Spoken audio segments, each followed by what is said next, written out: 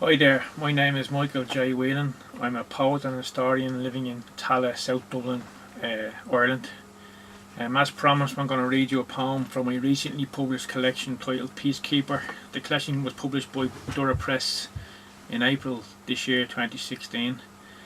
The story behind the poem is there was a story of a young Irish soldier who in 1989 was shot dead in South Lebanon.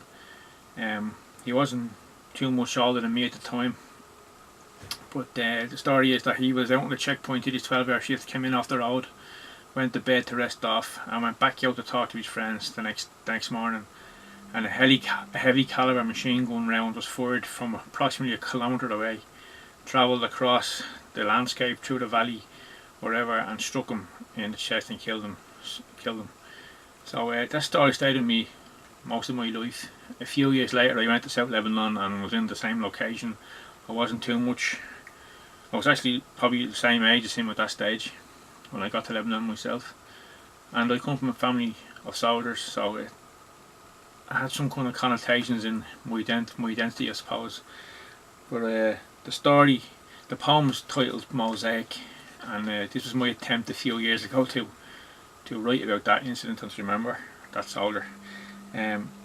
In all, 89 Irish soldiers have died on peacekeeping service over the last 50-60 years between the Congo, Cyprus, Lebanon and other missions.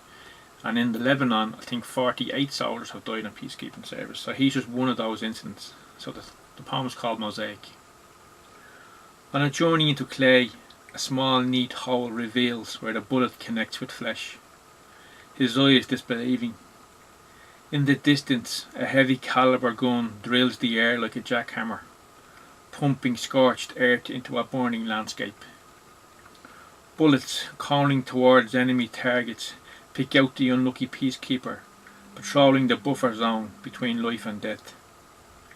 In that moment, far across the valley, both shooter and victim are drawn together forever by the spitting flash of rifled barrel and the muzzled bark that sends the projectile to pierce his chest.